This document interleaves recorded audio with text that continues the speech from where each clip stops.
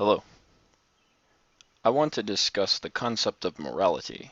If you've watched my other videos, you are probably aware that I'm a non-theist, atheist, agnostic, anti-theist, what have you.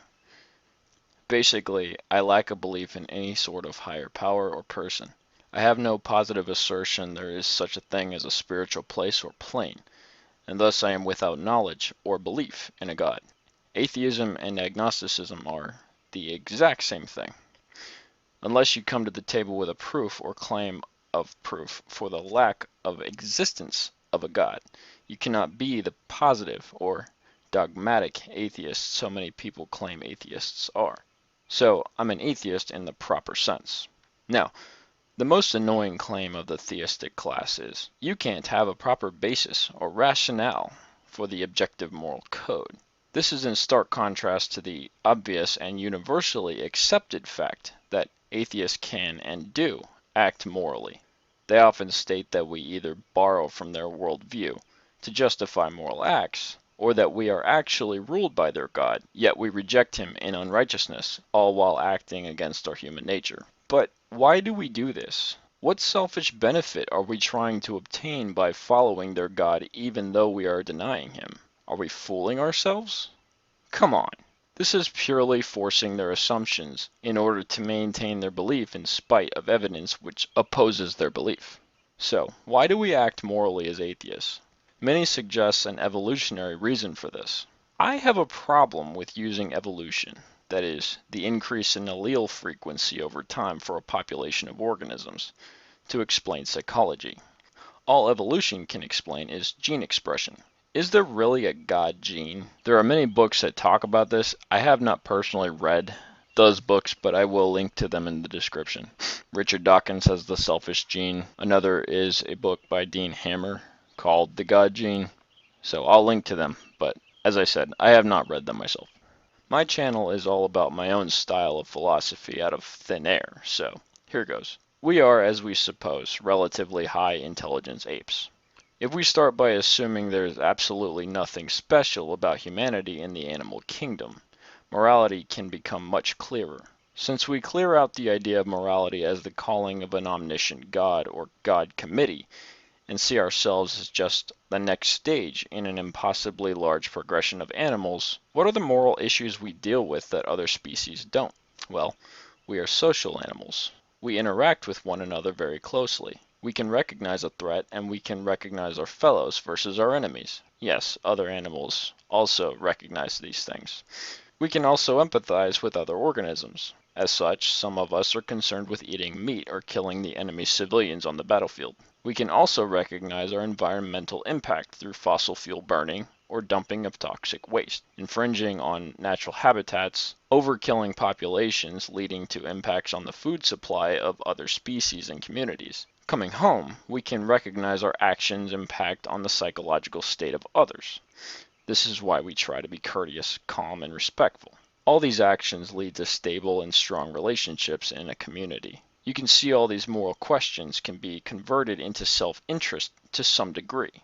However, what about altruism? Can anyone really argue that an altruistic act, completed in the full knowledge that it is benefiting someone else, doesn't necessarily provide one with a good feeling? That is, it necessarily provides somebody who is doing an altruistic act with a good feeling. This is something I don't think anyone can deny. Thus, even altruism, while not providing a material benefit, still provides a psychological benefit. In the same way, giving a smile to a nervous friend provides the friend with a psychological benefit rather than material benefit. So this is a two-way street. You might say that frequent altruistic acts is a kind of drug addiction, the addiction to that good feeling that those altruistic acts provide. Morality is not an objective concept, like the theist attempts to argue. The only objective morality they claim to adhere to is, really, the arbitrary moral code magically revealed by a supposed deity. So, why are we atheists moral? We are moral for the same reason theists are moral, self-benefit. But what makes one action moral versus another act? Well, just like anything else, you can't know what something is in a vacuum. You have to compare it to something it is not. An act which has no positive benefit for anyone, like, say, taking a single step toward no destination. That act is not moral in any sense. Any act which brings a detrimental outcome to someone for the benefit of another is said to be immoral or amoral. An act which someone does to benefit themselves, which they know will hurt another person, can be said to be malicious. That is really the moral code all humans live under. Now, you may have heard the phrase, good people do good things, bad people do bad things. For a good person to do bad things, that takes religion. What a phrase! And this is so true. For a good person to do bad or hurtful things, he must either be a bad person, really, or he must have another motivation apart from what I've described above. He must be directed by a higher power. Or he's simply not a good person. However, this higher power doesn't have to be a god. Cult members, soldiers, and secret police can also be grouped into this, in one way or the other. The rape of Nanking. The Japanese soldiers may have had the best intention to follow their leader, but we all know how that turned out for the citizens of Nanking. The followers of Charles Manson may have been completely innocent, in their mind, just following orders. The brown shirts and Stalin's thugs may have had every good intention to be good followers to their leader. And of course, when the Israelites invented genocide, they may have had every good intention and every good motivation to cleanse the promised land for their benevolent God. But can we say the motivation of these people is relevant in determining the actual moral value of their actions? I'd say absolutely not. See, what happens in the mind of the believer is they give up their right to determine right from wrong. They simply take orders and go on their mission from God, and hell to those who stand in their way. Do we really need to borrow from a religious person's worldview? Hell no. No way. Morality is the very concept of human benefit. We can objectively identify if an act is beneficial or hurtful. We ignore the intention of the actor and analyze the likely outcome before acting. If we say, want to fuck the hot redhead next door, we can think, is this going to cause this person pain or suffering? Well, not if she wants sex, obviously. But to forcibly tie her down and rape her, we can empathize with that. Nobody would want to be forcibly raped. However, some people do get off on rape fantasies and, yes, actually pay good money for the experience, usually with a camera rolling. Some even get paid to get raped. I've seen it. Pornhub, check it out.